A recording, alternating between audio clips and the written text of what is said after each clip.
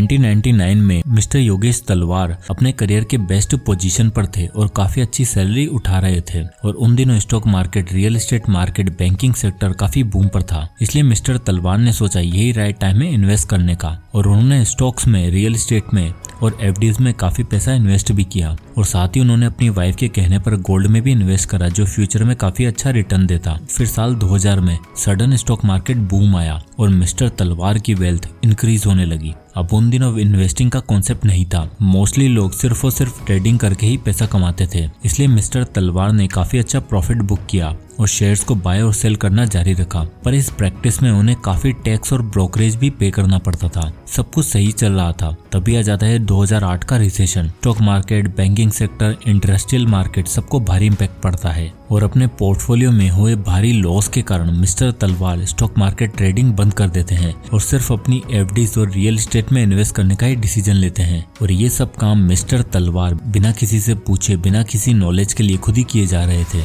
उन्हें लगा real estate कभी भी डाउन नहीं जा सकता, पर 2013 में उनका ये भ्रम भी टूट गया क्योंकि 2013 में आया रियल एस्टेट क्राइसिस जिसमें प्रॉपर्टी के दाम 30 से 40% तक नीचे गिर गए और जहां मिस्टर तलवार रियल एस्टेट प्रॉपर्टी में 50 से 60% का प्रॉफिट एक्सपेक्ट कर रहे थे, वहीं उन्हें अपने प्रॉपर्टीज पर 30% का लॉस फेस करना पड़ा। और अब मिस्टर तलवार 50 साल के हो चुके थे और नेक्स्ट 10 सालों में वो रिटायर होने वाले थे। उन्होंने एक एस्टिमेट लगाया कि अगले 30 सालों में उनके पास कितने पैसे होने चाहिए जिससे वो फाइनेंशियली फ्री हो सके और इसके लिए वो एक financial adviser mister Nikhil Banerjee के पास गए। निखिल के साथ उस मीटिंग में मिस्टर तलवार को पता चला कि 50 साल की उम्र में उनकी नेटवर्थ 4.5 करोड़ रुपए है और उन्होंने 1999 से जितना भी इन्वेस्ट किया है उस पर उन्हें सिर्फ 4% एनुअल रिटर्न मिला है। ये सब सुनकर मिस्टर तलवार एकदम शॉक हो गए। उन्हें हर इंडियन पेरेंट्स की तरह यही सोच रखा था कि अपने बच्चों को बेस्ट से बेस्ट एजुकेशन फैसिलिटीज देनी है, अपने लिए शहर से बाहर एक हॉलिडे हाउस बनवाना है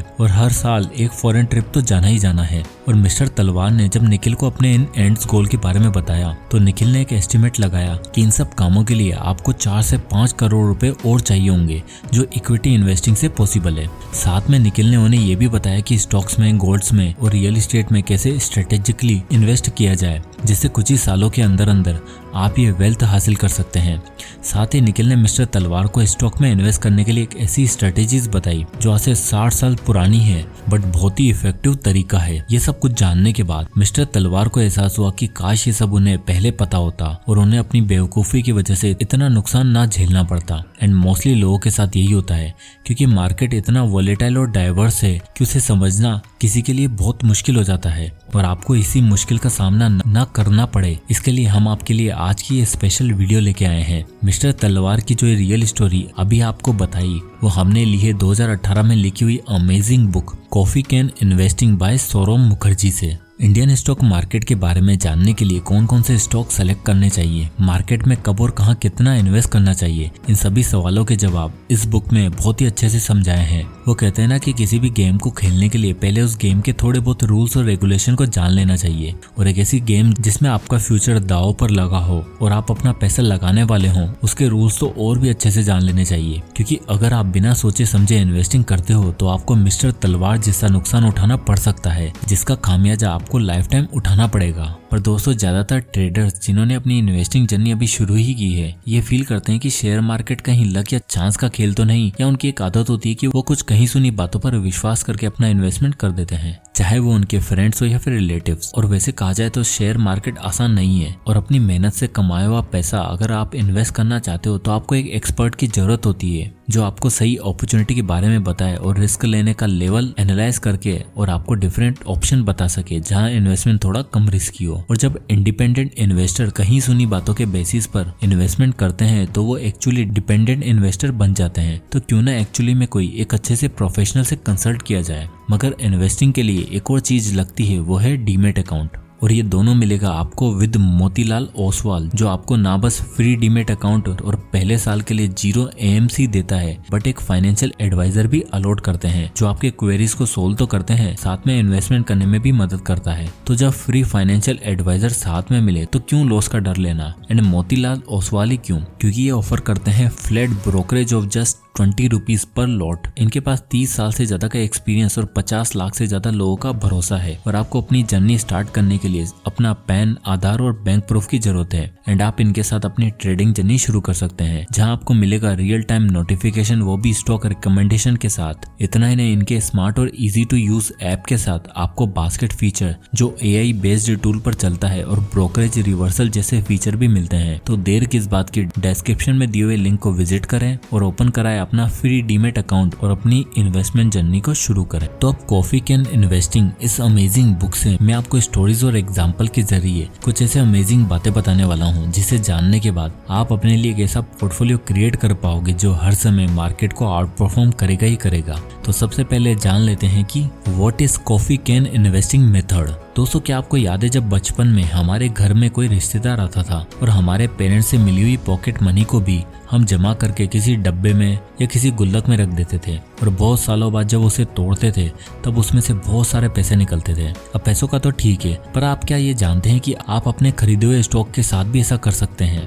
तो ये बातें अर्ली 50s और 60s की, जब लोग अपना पैसा बैंक्स में ना सेव करके अपने पैसों को कॉफी कैन में डाल दिया करते थे और बहुत समय तक उसी में रखते थे। 1965 में एक एसेट मैनेजमेंट कंपनी के मालिक रॉबर्ट किर्बी के एक क्लाइंट थे जो काफी लंबे समय से रॉबर्ट के कहने पर शेयर्स को बाय और सेल किया करते थे, पर शादी के बाद वो अपनी वाइफ के अकाउंट से ही सेल किया करते थे और अपने पास रखे हुए शेयर्स को वो हाथ तक नहीं लगाते थे। कुछ सालों में जब उनकी डेथ हुई तब उस क्लाइंट की वाइफ रॉबर्ट के पास अपने हस्बैंड की पोर्टफोलियो लेकर आई। वो कुछ इन्वेस्टमेंट को सेल करके कैश कराना चाहती थी, पर जब रॉबर्ट ने उनका पोर्टफोलियो स्टडी किया तो वो शॉक रह गए। उन्हें पता लगा कि जब भी वो अपने क्लाइंट को किसी स्टॉक में इन्वेस्ट करने के लिए बोलते तो वो तुरंत ही क्लाइंट जाकर $5000 इन्वेस्ट कर देता, पर वो सेल करने का ऑर्डर नहीं लेता था, जिसकी वजह से उसकी वेल्थ काफी ज्यादा कंपाउंड हो चुकी थी। रॉबर्ट ने देखा कि उनके पोर्टफोलियो में कुछ ऐसी कंपनीज हैं जो पूरी तरीके से डेड हो गई थी, कुछ ऐसी कंपनीज है जो अभी लॉस पर है, पर 2-3 कंपनियां ऐसी थी जिससे उन्हें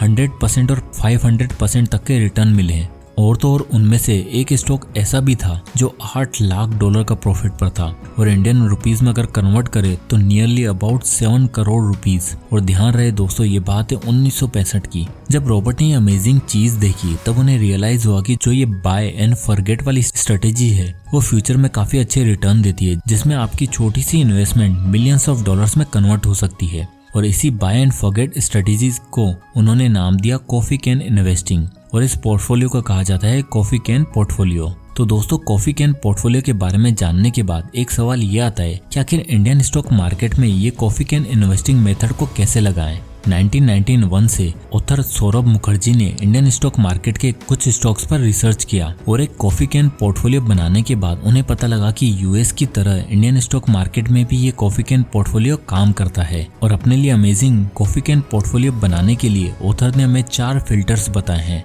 नंबर 1, मार्केट कैप। तो दोस्तों, ऑथर सौरभ मुखर्जी का कहना है कि इस पोर्टफोलियो के लिए जब आप स्टॉक सेलेक्ट करें तो ऐसी कंपनी में करें जिनकी मार्केट कैप 500 करोड़ या उससे ज्यादा हो। ऐसा इसलिए क्योंकि 500 करोड़ से ज्यादा मार्केट कैप रखने वाली कंपनियां ज्यादा ऑथेंटिक और फुल प्रूफ होती हैं और ये ऐसी कंपनी होती है जिनकी तरफ इन्वेस्टर की नजर हमेशा होती है और इसलिए ज्यादा से ज्यादा लोग स्टेबल ग्रोथ के लिए इन्हीं कंपनी में पैसा इन्वेस्ट भी करते हैं। Number 2, return on capital employed. अगला फिल्टर आता है ROCE।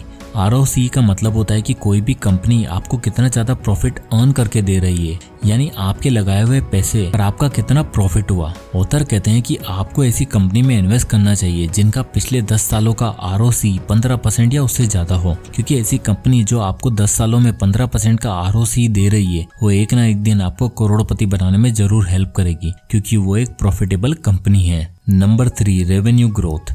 ROCE देखने के बाद जो इम्पोर्टेंट पॉइंट आपको ध्यान में रखना है वो उस कंपनी का रेवेन्यू ग्रोथ यानी उसका इनकम पोटेंशियल। नंबर 4, कॉम्पिटिटिव मोट। इस पोर्टफोलियो के लिए स्टॉक्स को सिलेक्ट करते समय आपको सबसे पहले ये जान लेना बहुत जरूरी है कि उस इंडस्ट्री या उस कंपनी के पास बाकी कंपनियों के मुकाबले क्या कॉम्पिटिटिव एडवांटेज है, उसके पास कौन कौन से यूनिक प्रोडक्ट्स या टेक्नोलॉजी हैं जिससे वो फ्यूचर में डोमिनेट कर सकता है। जैसे आजकल OpenAI का ChatGPT-3 काफी ट्रेंड में है। माइक्रोसॉफ्ट द्वारा लिए गए इसी तरह का इनिशिएटिव की वजह से आज वो एक टॉप कंपनी है। एक बार जैसे ये चारों फिल्टर्स चेक हो जाएं, आप अपने लिए एक better coffee can portfolio build कर लोगे और उसके बाद जस्ट बाय एंड फॉरगेट। अब दोस्तों यहाँ मैं ये क्लेम नहीं कर रहा कि आपके बनाए हुए पोर्टफोलियो के सभी stocks best of best result देंगे। कुछ में हो सकता है काफी नुकसान भी उठाना पड़े, इसलिए ध्यान रखिएगा कि इस इन्वेस्टिंग मेथड में 80-20 का परेटो प्रिंसिपल लगता है, यानी आपकी कमाई हुई 80% वेल्थ आपको सिर्फ इन्वेस्टेड 20% अमाउंट से ही मिलेगी। इस बात को अगर एक एग्जांपल के थ्रू समझें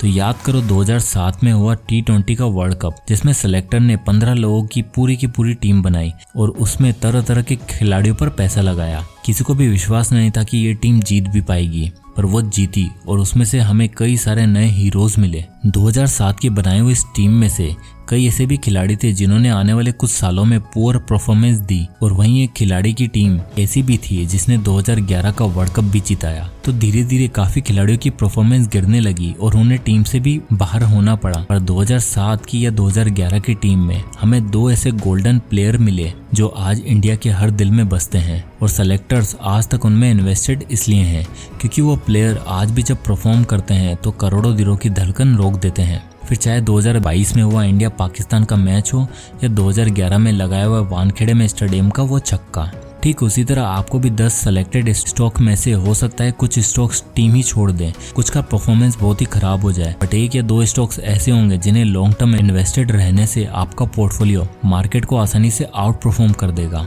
और आपको मिस्टर तलवार वाली गलती करने से बचाएगा। और इसी स्ट्रेटेजीज को फॉलो करने के बाद मैं गारंटी के साथ कह सकता हूँ कि आपको अपने रिटायरमेंट के लिए चिंता करने की जरूरत नहीं होगी।